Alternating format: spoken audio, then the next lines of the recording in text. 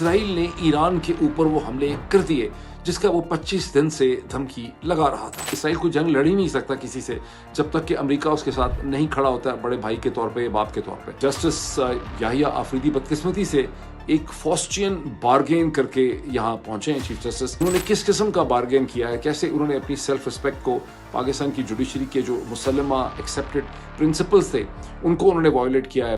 General Asim Munir کو مزید 3 سال کی ایکسٹینشن چاہیے، اور وہ ایکسٹینشن ان کو چاہیے ایک پاپولر لیڈر سے۔ السلام علیکم، this is Moheed Pirzada in Washington, United status.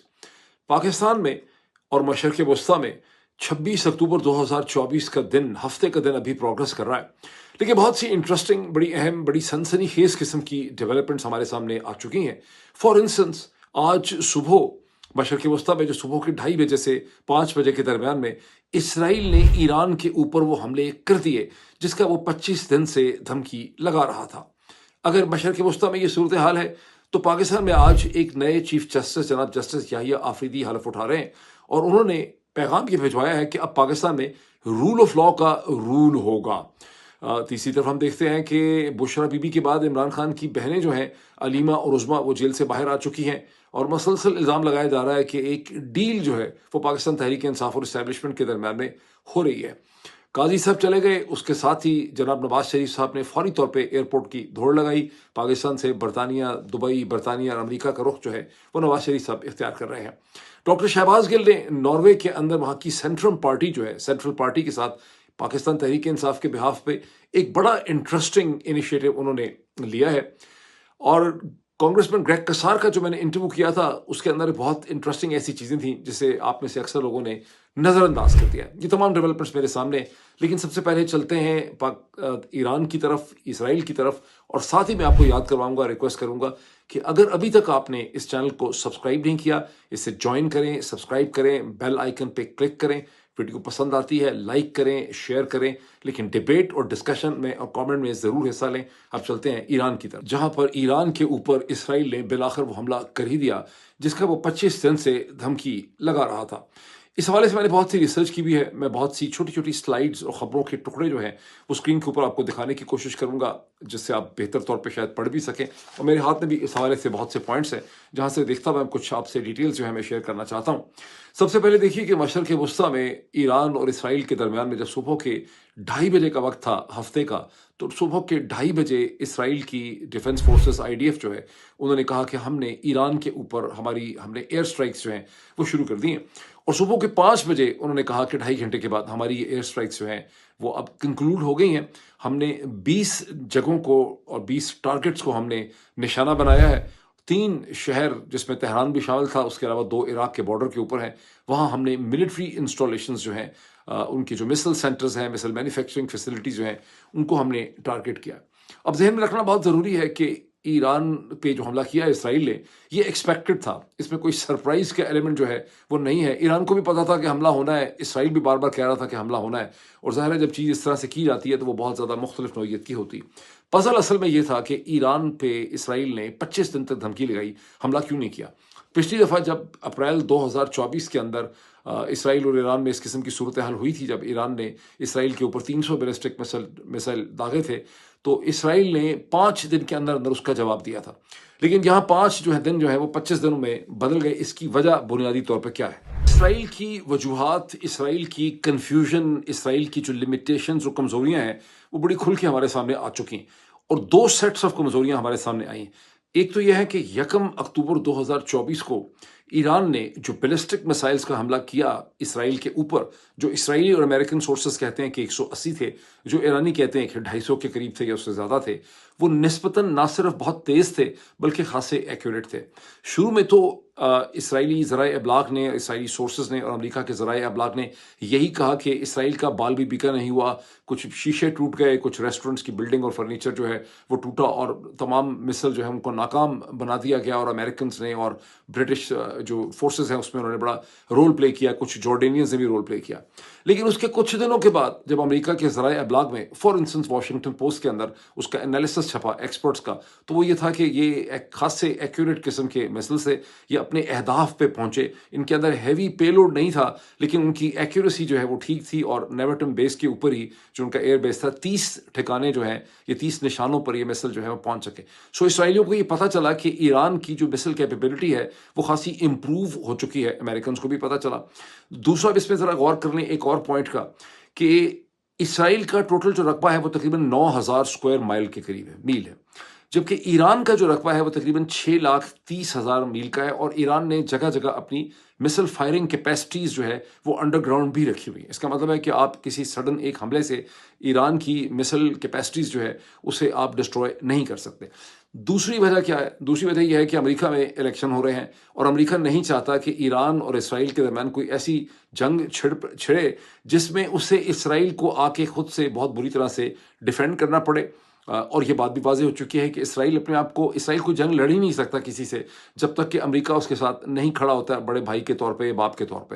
وہ ہم نے دیکھا کہ حماس جیسی ملیٹنٹ جو آرگنائزیشن ہے اس سے لڑنے کے لیے بھی امریکہ کو $100 بلین بھی دینے پڑے, سارا اسلحہ بھی دینا پڑا, تمام ایمونیشن بھی دینا پڑا. تو یہ بات بالکل واضح ہو گئی ہے کہ اسرائیل کی خود سے جنگ لڑنے کی کوئی بہت زیادہ کیپیسٹی ویل ڈیولپڈ نہیں ہے. امریکی ڈیمانڈز بڑی کلیئر تھیں کہ اسرائیل کو ٹھیک ہے, اسرائیل کے پاس رائٹ ہے کہ وہ اسٹرائک بیک کرے, لیکن اسرائیل کو ایران کی nuclear facilities and research facilities پہ حملہ نہیں کرنا ہے, اور ایران کے جو آئل ٹرمینلز اور آئل فیسلٹیز ہیں, تنصیبات ہیں, ان پہ بھی حملہ نہیں کرنا. اب اسرائیلیوں کے لیے بڑا مسئلہ تھا کہ پھر ہم نے کرنا کس قسم کا حملہ ہے اور اس کا مورل امپیکٹ کیا ہوگا. حل انہوں نے نکالا کہ تہران کے قریب بھی انہوں نے مسلس اسٹرائک کی ہیں یا پے لوڈز انہوں نے پھینکے ہیں. اسرائیل کا دعویٰ یہ ہے کہ 100 اس کے جو ایئر فورس کے جہاز ہیں اور ڈرونز ہیں انہوں نے اس میں حصہ لیا. جو ایرانین سورسز کے کلیم ہمارے سامنے اس وقت آ رہے ہیں, جو پاکستان کے اندر ایران کے جو سورسز ہیں اور پاکستانی ملٹری کے سورسز ہیں, ان سے یہ پتہ چل رہا ہے کہ بنیادی طور پہ اسرائیلی ملٹری نے صرف ڈرونز ہی استعمال کیے ہیں, یہ اصل میں ایئر فورس کا حملہ ہے ہی نہیں. ویسے بھی ذہن میں رکھیے کہ ویسے اسرائیل نے یہ اپنی کیپیسٹی ڈیمونسٹریٹ کی ہے کہ 1,000 میل دور تک جا کے حملہ کر سکتے ہیں کیونکہ ہوتیز پہ انہوں نے حملے کیے ہیں.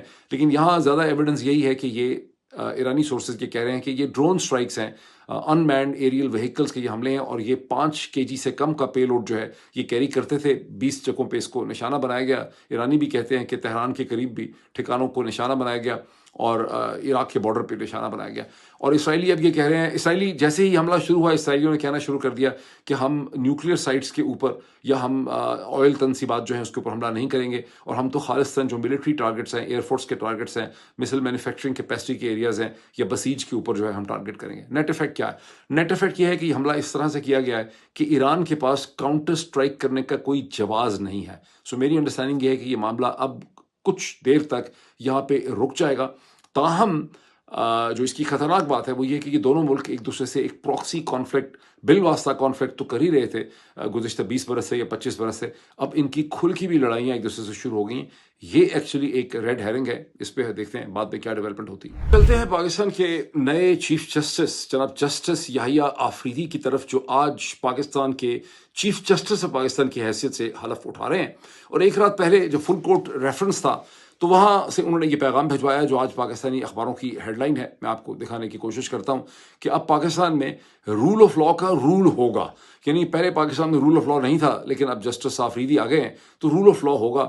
اور بعض جو ویلاگرز اچھے ہیں انہوں نے کم از کم یہ نشر بھی کر دیا ہے کہ انہوں نے یہ میسج بھجوایا ہے اسٹیبلشمنٹ کو کہ میں قاضی فائز عیسیٰ نہیں ہوں گا, میں بڑا مضبوط ہوں گا. حالانکہ بنایا ان کو اسٹیبلشمنٹ نہیں ہے, تو وہ اسٹیبلشمنٹ کو بھلا یہ پیغام جو ہے وہ کیسے بھیج سکتے ہیں. حقیقت کیا ہے؟ حقیقت یہ ہے کہ جسٹس یحییٰ آفریدی بدقسمتی سے ایک فاسٹین بارگین کر کے یہاں پہنچے ہیں chief justice. Faustian bargain German literature کی ایک ٹرم ہے جو انگریزی ادب میں کوٹ کی جاتی ہے. اس کا مطلب ہوتا ہے کہ جب اپنی سول کا, اپنی روح کا آپ سودا کرتے ہیں میٹیریل بینیفٹس کے لیے, اسے فاسٹین بارگین کہا جاتا ہے. جب آپ فاسٹین بارگین کرتے ہیں, یہاں پر آفریدی صاحب میرٹ پہ ہیں ہی نہیں, یہاں پر میرٹ پہ تو تھے منصور علی شاہ. منصور علی شاہ کے وہ کولیگ بھی تھے. تو آپ اس اندازہ لگائیں کہ اس پوزیشن تک پہنچنے کے لیے जस्टिस याहिया आफरीदी जो हैं, उन्होंने किस किस्म का बार्गेन किया है, कैसे उन्होंने अपनी सेल्फ रिस्पेक्ट को, पाकिस्तान की जुडिशरी के जो मुसल्लमा एक्सेप्टेड प्रिंसिपल्स थे उनको उन्होंने वायलेट किया है, बार एसोसिएशंस की तवक्कुआत को उन्होंने वायलेट किया है। तो उन्होंने एक फॉस्चियन बार्गेन किया है। जब आप फॉस्चियन बार्गेन करके कोई पोजीशन लेते हैं तो आप ज़हनी तौर पे, नफ्सियाती तौर पे, रूहानी तौर पे बहुत ज़्यादा कमज़ोर हो चुके होते हैं। तो इस वक्त जस्टिस याहिया आफरीदी एक बहुत कमज़ोर किस्म के शख्स हैं, और कमज़ोर इंसान जो होता है वो कभी भी मजबूत फैसले नहीं कर सकता। यही सूरत हाल काजी फ़ाइज़ ईसा साहब की भी थी। उनकी जो एलिवेशन थी टू द बेंच, जब उनको डायरेक्टली चीफ जस्टिस बनाया गया बलोचिस्तान हाई कोर्ट का, तो वो उस वक्त नवाज शरीफ साहब ने उनको बनवाया था, क्योंकि इफ्तिखार चौधरी साहब जो हैं उनका फैसला था। इफ्तिखार चौधरी साहब और नवाज शरीफ साहब के दरमियान में एक बड़ा ताल्लुक था। उसकी वो तो पहली जगह थी। उसके बाद आपने देखा उन्होंने हुदैबिया का फैसला जिस तरह से किया, वहाँ से आपने देखा कि उन्होंने इसको रिटर्न किया उनके फेवर को। फिर उसके बाद दूसरा बड़ा बार्गेन उस वक्त हुआ जब काजी फ़ाइज़ ईसा साहब अपने लंदन के फ्लैट्स की वजह से फंस गए। केस उनके खिलाफ बहुत ही मजबूत था, कहने को उनके पास कुछ भी नहीं था, जवाब ही नहीं था उनके पास, टेक्निकल बुनियादों पे लड़ रहे थे।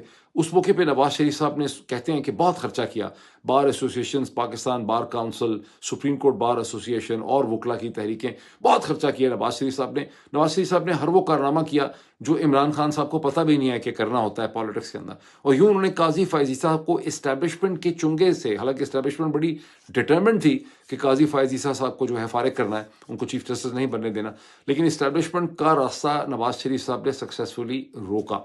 फिर तीसरी बारगेन उस वक्त हुई जब नवाज शरीफ और बाजवा साहब के दरमियान में, जनरल बाजवा के दरमियान में एक डील हो गई, जिसके नतीजे में रजीम चेंज ऑपरेशन होना था, इमरान खान को हटाना था।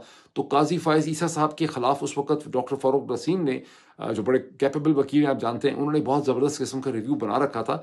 और उस रिव्यू में काजी फ़ाइज़ ईसा साहब पहले तो बच गए थे, वो फड़क सकते थे, लेकिन इस स्टेज के ऊपर जो मेरी अंडरस्टैंडिंग एनालिसिस तो खबर है वो ये कि डील हो गई नवाज शरीफ में और जनरल बाजवा में, जिसके नतीजे में काजी फ़ाइज़ ईसा साहब जहेज़ में, नवाज शरीफ के जहेज़ के अंदर जिसे कहते हैं ना, वो जहेज़ में आ गए जनरल बाजवा और इस्टेब्लिशमेंट के पास। अब इस वक्त फ़र्क क्या है?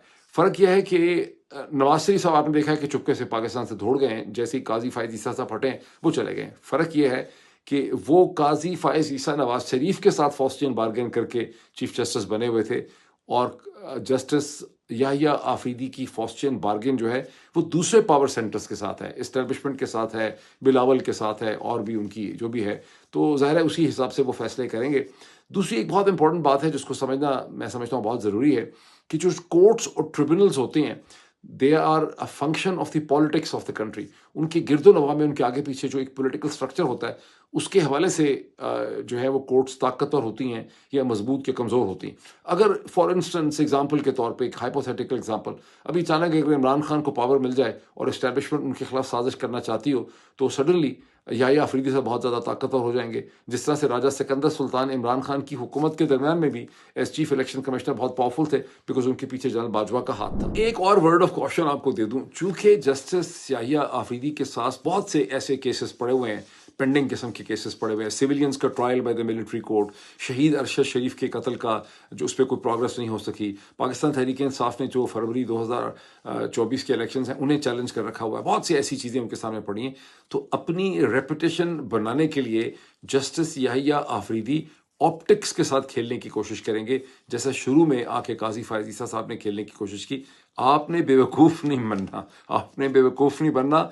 याहिया आफरीदी के पास जस्टिस करने की कोई स्पेस नहीं है, वो कोई जस्टिस नहीं कर सकेंगे, वो सिर्फ अपने ऑप्टिक्स के जरिए आपको बेवकूफ़ बनाने की कोशिश करेंगे, और आपने बेवकूफ़ नहीं बनना। इस चीज़ की तरफ कि डॉक्टर शहबाज गिल ने पाकिस्तान तहरीक इंसाफ के बिहाफ पे नॉर्वे की जो सेंट्रल पार्टी है, जिसको भारतीय सेंट्रम मेरा ख्याल है उनकी लैंग्वेज में कहते हैं, भारतीय सेंट्रम के साथ उन्होंने जो एक एग्रीमेंट, मेमोरेंडम ऑफ अंडरस्टैंडिंग उन्होंने साइन किया है, जिसकी फुटेज उन्होंने यूट्यूब के ऊपर शेयर भी की है, वो मैं आपको दिखाने की कोशिश करता हूँ। मैं क्यों समझता हूँ ये बड़ी एक अहम डेवलपमेंट है। जो मेमोरेंडम ऑफ अंडरस्टैंडिंग साइन किया गया है पाकिस्तान तहरीक इंसाफ और सेंट्रल पार्टी के दरमियान में, वो तीन चीज़ों के ऊपर किया गया है। वो किया गया है पॉलिटिकल एथिक्स के ऊपर, ह्यूमन राइट्स पे और एनवायरनमेंट पे। एनवायरनमेंट के ऊपर पाकिस्तान तहरीक इंसाफ का रिकॉर्ड बड़ा मजबूत है, नॉर्वे के अंदर ये एक बहुत इंपॉर्टेंट वैल्यू है। पॉलिटिकल एथिक्स भी नॉर्वे की बहुत इंपॉर्टेंट वैल्यू है, और ह्यूमन राइट्स जो है वो पूरा यूरोप जो है उसके हवाले से यूरोप में बहुत ज़्यादा एक एहसास जो है वो पाया जाता है। ये एक बड़ा इंटरेस्टिंग और बड़ा इंपॉर्टेंट इनिशिएटिव है, اور بدقسمتی سے پاکستان تحریک انصاف کو اس قسم کے انیشیٹوز کا پہلے خیال نہیں آیا، اور یہاں بھی میرا نہیں خیال کہ پاکستان تحریک انصاف کو خیال آیا. یہ بنیادی طور پہ جو پاکستانی نارویجین کمیونٹی ہے، یہ ایک طرح سے ان کا انیشیٹو ہے. کیونکہ ڈاکٹر صاحب سے میری بات نہیں ہوئی شہباز گل سے اس کے حوالے سے، لیکن میرا اپنا انالیسس ہے. اس کی وجہ یہ ہے کہ میں جانتا یہ ہوں کہ ناروے کے اندر جو پاکستانی کمیونٹی ہے وہ بہت مضبوط ہے. اگر امریکہ کے بعد کہیں پر پاکستانی کمیونٹی اور برطانیہ کے بعد کہیں پاکستانی کمیونٹی رسپیکٹڈ ہے، in fact much more than that, because Norway کی آبادی تھوڑی ہے. میرا ایک نارویجین فرینڈ ہوا کرتا تھا کولمبیا یونیورسٹی میں، وہ مجھے بتایا کرتا تھا وہ مجھے بڑی عزت سے ملتا تھا، باقی کوئی اتنی عزت سے نہیں ملتا تھا. تو وہ بڑی عزت سے ملتا تھا بیکاز وہ کہتا تھا کہ ناروے کے اندر جو سب سے رسپیکٹڈ کمیونٹی ہے، مائنورٹی ہے، وہ پاکستانیوں کی ہے. تو پاکستانی کمیونٹی جو ہے وہ ناروے کی سیکنڈ لارجسٹ کمیونٹی بھی ہے، بڑی رسپیکٹڈ ہے، پروفیشنل ہے، انٹرینچ ہے. یہ ان کا انیشیٹو ہے جسے میں سمجھتا ہوں کہ ڈاکٹر شہباز گل نے لیا ہے، اور بریلینٹ انیشیٹو ہے. ضرورت اس چیز کی تھی کہ پاکستان تحریک انصاف اور پاکستانی لوگ جو ہیں دنیا بھر میں، یورپ کے اندر، برطانیہ کے اندر، امریکہ کے اندر، آسٹریلیا میں، نیوزی لینڈ میں، کینیڈا میں، جہاں جہاں ممکن ہو اس قسم کے پولیٹیکل الائنسز کھڑے کریں جو ویلیوز کی بنیاد کے اوپر ہوں. آپ کا الائنس ان لوگوں سے تو نہیں ہو سکتا جو کلرڈ لوگوں سے نفرت کرتے ہوں، جو مسلمانوں سے نفرت کرتے ہوں.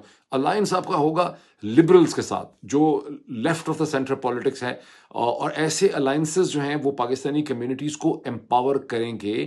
لیکن جب آپ ایسے الائنسز بلڈ اپ کریں گے تو پھر آپ کو اپنا بہت سا جو ریٹرک ہے یہودیوں کے خلاف، کرسچنس کے خلاف، بلیسفیمی کی ایشو کے اوپر، بہت سے اور ایشوز جو ہیں جس پہ پاکستانی کمیونٹیز کا بڑا ریٹرک ہوتا ہے، اسے آپ کو سافٹ، ہومو سیکشولیٹی کے خلاف اس کو آپ کو سافٹ کرنا پڑے گا پولیٹیکل الائنسز کھڑا کرنے کے لیے. But it's a master stroke, بڑی اچھی یہ انہوں نے ایک موو کی ہے پی ٹی آئی. اسی پیراہے کے اندر، اسی کانٹیکس میں تھوڑا سا ذکر کر دوں کہ میں نے جو اب سے بہت گھنٹے پہلے، 12 گھنٹے پہلے، میں نے امریکن کانگریس مین گریگ کسار کا میں نے انٹرویو کیا. صرف 14 منٹ کا انٹرویو ہے، بہت مختصر، جو جی وی ایس نیوز کے اوپر پڑا ہے، اور آپ میں سے بہت کم لوگوں نے اسے دیکھا ہے. وہ انٹرویو آپ کو دیکھنا چاہیے، اس میں بہت انٹیلیجنٹ قسم کی، بڑی میننگ فل قسم کی اس میں باتیں ہیں. گریگ کسار، جیسا کہ آپ جانتے ہیں کہ انہوں نے آتھر کیا ہے اس لیٹر کو جسے 62 کانگریس مین نے سائن کر کے پریزیڈنٹ بائیڈن کو بھیجا ہے، جس میں کہا گیا کہ پاکستان کے اندر انسانی حقوق کی جو خلاف ورزی ہو رہی ہے، جس طرح سے پولیٹیکل پرزنرز ہیں انکلوڈنگ عمران خان، ان کو رہائی ملنی چاہیے، پاکستان کے اندر رول آف لا ہونا چاہیے. اور یہ کہ بائیڈن ایڈمنسٹریشن سے یہ سوال پوچھا گیا کہ ایچ آر 901 کے بعد آپ سے جو ڈیمانڈ کی گئی تھی آپ نے اس پہ کیا کیا، اور پاکستان کے اندر جو صورتحال ہے جوڈیشری کی، اس پہ اب تک بائیڈن ایڈمنسٹریشن نے اس کو ٹھیک کرنے کے لیے کیا اقدامات اٹھائے گئے. تو گریگ کسار جو ہیں ان کی بہت امپورٹنس ہے. لیفٹ آف دا سینٹر جو ینگ پولیٹیشنز ہیں اس وقت امریکہ میں، اس میں گریگ کسار بہت تیزی سے اوپر ابھر رہے ہیں. تو وہ انٹرویو آپ دیکھیں. اب اس انٹرویو کے اندر 8ویں منٹ کے اندر جا کے میں ان سے ایک سوال پوچھتا ہوں، وہ آپ 8ویں منٹ سے اس کو ذرا آگے جا کے دیکھیں جی وی ایس نیوز کے اوپر. وہ جواب میں میں کہتا ہوں کہ یہ مسئلہ ہے پاکستان کے ساتھ، کیوں بائیڈن ایڈمنسٹریشن جو ہے وہ اس بلاک کیا ہے. جب وہ کہتا ہے کہ پریزیڈنٹ بائیڈن جو ہے وہ ڈیموکریسی میں بلیو کرتے ہیں بہت اسٹرانگلی، تو میں کہتا ہوں پھر اسٹمبلنگ بلاک کیا ہے. اس پہ کانگریس مین گریگ کسار یہ کہتا ہے کہ اسٹمبلنگ بلاک یہ ہے کہ امریکن فارن پالیسی فلاڈ ہے، اور امریکن فارن پالیسی کا فنڈامنٹل فلا یہ ہے کہ لاطینی امریکہ کی طرح، جہاں سے خود ان کی اپنی فیملی آئی ہے، ان کا تعلق ہے، کیونکہ گریگ کسار از امریکن بورن، لیکن والد ان کے میرے خیال میکسیکو سے آئے، اور ڈاکٹر ہیں، بڑے سکسیسفل سرجن ڈاکٹر وغیرہ. تو وہ کہتا ہے کہ وہاں پر بھی وہی جو فارن پالیسی ہے کہ آپ نے ملٹری انسٹیٹیوشنز اور آرگنائزیشنز کو استعمال کرنا ہے، لوگوں کے ساتھ ریلیشن شپ بلڈ اپ نہیں کرنا ڈیموکریٹک پارٹیز کے ذریعے، اور یوں آپ نے ملکوں کی پالیٹکس کو کنٹرول کرنا ہے. اینڈ دین گریگ کسار سیز کہ this thinking has to change. یہ وہ جو تھنکنگ ہے نا گریگ کسار کی، اس کے ساتھ پاکستانی امریکنز کو آئیڈینٹیفائی کرنا ہے اور کھڑے ہونا ہے. آپ کو وہ لوگ جو یہ سمجھتے ہیں کہ پاکستانیوں کو بندوق کے ذریعے، یہ فوج کے ذریعے، یہ جرنیلوں کے ذریعے ہانکا جا سکتا ہے، اور جو یہ سمجھتے ہیں کہ جرنیل بڑے امپورٹنٹ ہیں، ان کے ساتھ ایکویشن بن کے آپ امپاور نہیں ہو سکتے. آپ کو گریگ کسار کی تھنکنگ رکھنے والے writers, philosophers, political writers, film makers, documentary makers جو ہیں، پولیٹیشنز ہیں، اور میڈیا پیپل ہیں، کارپوریٹ لوگ ہیں، بزنس لوگ ہیں، ان کے ساتھ آپ کو الائن کرنا ہے. اور ونس اگین جب آپ جب ان کے ساتھ آپ الائن کرتے ہیں تو بہت سا ہمارا جو ریٹرک ہے against the homosexuals and this and that and religion کے اوپر، اسے ہمیں تھوڑا سا ٹون ڈاؤن کرنا ہوگا، because left of the centre politics جو ہے وہ ان چیزوں کے اوپر سٹینڈ لیتی ہے. جہاں وہ ہیومن رائٹ کی وجہ سے آپ کے ساتھ کھڑے ہیں، پھر وہ اسی طرح سے ہومو سیکشول جو ہے یا لیسبین ہے، اس کے ہیومن رائٹس کا بھی ان کو خیال ہے. تو یہ پوائنٹ میں آپ کے ساتھ شیئر کرنا چاہتا تھا. اب ایک اور چیز کی طرف میں آؤں. मैं कमेंट कर दूं कि पाकिस्तान तहरीक-ए-इंसाफ के जो 80-82 वर्कर्स की प्रिजन वैन के ऊपर जो एक हमले का ड्रामा या नाटक रचाया गया, इससे आपको पता चलता है कि जो प्रेजेंट रजीम है, शरीफ जरदारी आसिम रजीम, ये कितना डेस्परेट हो चुका है। एक दूसरा ये कि इनको ड्रामे करने की कितनी जो है वो आदत है। ये बड़ा वैसे अच्छा किया कि शेख वकास अकरम ने जिस वक्त ये ड्रामा अनफोल्ड कर रहा था कोई 14-15 घंटे पहले, तो उस वक्त ही शेख वकास अकरम ने एक 2-2.5 मिनट की वीडियो इशू कर दी, जिसमें उन्होंने कहा कि सारा मीडिया वहाँ पे चला जाए, वहाँ जाके देखे कि क्या कैफियत है, और पाकिस्तान तहरीक इंसाफ के वर्कर्स को बाहर निकाल के पुलिस कह रही है कि दौड़ जाओ। पूरा ड्रामा जो है बैंडिट क्वीन फिल्म के अंदर इस किस्म का एक ड्रामा जो है वो था, तो वो ड्रामा करने की कोशिश कर रहे हैं। 3 प्रिजन वैन में से दोबारा कहूं, सबको निकाल के बाहर खड़ा किया गया है। वो इस वक्त भी वहां सड़क पे खड़े हैं, वो रिफ्यूज कर रहे हैं कि हम नहीं भागेंगे। आपकी पुलिस कोई ड्रामा करना चाहती है, आपका एसएचओ कोई ड्रामा करना चाहता है, और हम ये समझते हैं कि ये आपके ईमा पे हो रहा है। मैं तमाम मीडिया को मुतवज्जा करना चाहता हूं कि आप तमाम लोग वहां पे पहुंचे। हमारे लोग वहां खड़े हैं और वो रिफ्यूज कर रहे हैं कि वो जेल जाएंगे जहां उधर उनको ले जाया जा रहा था, मगर वो भागेंगे नहीं। और सबसिक्वेंटली फिर अली अमीन गंडापुर जो हैं खैबर पख्तूनख्वा के चीफ मिनिस्टर, उन्होंने भी इसके हवाले से एक वीडियो इशू की और उन्होंने बताया कि कैसे ये ड्रामा जो है किया जा रहा है। ये जो तरनोल का एसएचओ है, इसने अपने हाथ से शीशे तोड़े और एक ड्रामा रचा कर कि जी कोई हमला हो गया है, किसी ने हमला कर दिया है, और फिर ताले खोल के उन सबको 3 प्रिजनर वैन से नीचे उतार के खड़ा कर दिया और एक ड्रामा रचाया हुआ है कि जी वो फरार हो रहे हैं। मैं आपको बता रहा हूं कि इस तरह के ड्रामे ना करें आप। इज्जत से अगर आपने उनको गिरफ्तार किया है, गलत किया है, तो फिर भी वो तो बात की बात है, आप उनको जाएं, खैरियत से पहुंचाएं। किसी को कुछ भी हुआ, एसएचओ तरनोल तुम जिम्मेदार होगे, तुम्हारे ऊपर जो भी डीपीओ है वो जिम्मेदार होगा, उसके ऊपर डीआईजी और फिर आईजी और फिर इंटीरियर मिनिस्टर, तुम सब जिम्मेदार होगे इसके। बावजूद इसके कि ड्रामा बिल्कुल एक्सपोज और नंगा हो चुका है, उसके बावजूद पर्चा भी काट लिया गया है, गिरफ्तारियां भी उसके हवाले से कर ली गई हैं। इससे आपको ये पता चलता है कि इस वक्त ये इनके पास कुछ और रहा नहीं है मजीद। अब ये किस तरह से ड्रामे करके सिर्फ टाइम बाइंग कर रहे हैं। इसी सारी टाइम बाइंग के अंदर के कॉन्टेक्स्ट में आपको देखना चाहिए कि जो ये एक कहानी बनाई जा रही है कि उज़्मा और अलीमा खान की जो रिहाई हुई है, इसी तरह से बुशरा बीबी की जो रिहाई हुई है, ये एक इस्टेब्लिशमेंट के साथ डील के नतीजे में हुई है। डील क्या होनी थी, सारे केसेस ख़त्म हो चुके हैं। उज़्मा और अलीमा तो जो हैं उनके खिलाफ तो केस कोई था ही नहीं, वो तो बेचारी वहाँ पे खड़ी हैं सड़क के ऊपर। आपने उनके ऊपर दहशतगर्दी का पर्चा दे के उनको इतने दिन भेजा, आपने पहले रावलपिंडी के अंदर, उसके बाद जेहलम में आपने उनको रखा। डील यहाँ पर क्या होनी थी। लेकिन बावजूद इसके कि डील वाली जो सारी कहानी है, इसके पीछे एक और कहानी चल रही है। वो कहानी ये है कि इस वक्त अब जनरल आसिम मुनीर और उनकी जो पूरी टीम है, उनको ये लगता है कि हम निस्बतन बेहतर सिचुएशन में आ गए हैं, हम मजबूत हो गए हैं, हम मुस्तहकम हो गए हैं, हम सिक्योर हो गए हैं, बिकॉज हमने 26वीं आईनी तरमीम कर ली है। और अगर हम खतरा ये था कि अगर ये तरमीम ना होती और नया चीफ जस्टिस आता तो इलेक्शन का सारा ड्रामा और नाटक जो है वो एक्सपोज हो जाता, इलेक्शन कमीशन नंगा हो जाता, शायद चीफ इलेक्शन कमिश्नर को तो वैसे भी जेल में जाना चाहिए। तो वो सब चीज़ों को वो समझते हैं कि हमने रोक लिया और हम वक्ती तौर पे एक मजबूत पोजीशन में आ गए हैं, और इस मजबूत पोजीशन से हम इमरान खान और तहरीक इंसाफ के साथ नेगोशिएट कर सकते हैं। नेगोशिएशन में उनको क्या चाहिए, उनको पाकिस्तान के लिए थोड़ा कुछ चाहिए। जनरल आसिम मुनीर को मजीद 3 साल की एक्सटेंशन चाहिए, और वो एक्सटेंशन उनको चाहिए एक पॉपुलर लीडर से, वो एक्सटेंशन चाहिए उनको मुल्क की सबसे बड़ी सियासी जमात से, जिसके लिए एक माहौल बनाया जा रहा है पाकिस्तान के अंदर भी और यहाँ अमेरिका में भी। अमेरिका में पाकिस्तान तहरीक इंसाफ के भी बाज़ लोगों को इसी चीज़ के लिए यूज़ किया जा रहा है, ये कम्युनिकेशन करने के लिए, ये पैगाम देने के लिए कि देखें सुलह कर लें, नेगोशिएटेड हल है, चीज़ें बेहतर हो जाएंगी। और मसलसल पैगाम दिए जा रहे हैं। इसमें गोरों को भी फेंक दिया गया, लॉबिस्ट वगैरह को, जिसमें ये है, जो ये पैगाम दे रहे हैं कि भाई हम आपकी सुलह करवाते हैं, इस्टेब्लिशमेंट और जनरल साहिबान चाहते हैं कि हालात को बेहतर किया जाए, चीज़ें बेहतर हो जाएंगी, इमरान खान की भी रिहाई हो जाएगी। तो उसके लिए ऑप्टिक्स जो है वो क्रिएट किए जा रहे हैं। ये क्यों नॉन स्टार्टर है, उसकी वजह है कि इमरान खान इस सिचुएशन में पॉलिटिकली है ही नहीं कि वो जनरल आसिम मुनीर को 3 साल की एक्सटेंशन दें। इससे उनकी तमाम सियासत जो है वो ख़त्म हो जाती है। तो ये बहुत जल्दी आपको ये सिचुएशन जो है क्लियर हो जाएगी। अभी इतना ही, फिर मुलाकात होती है। Thank you.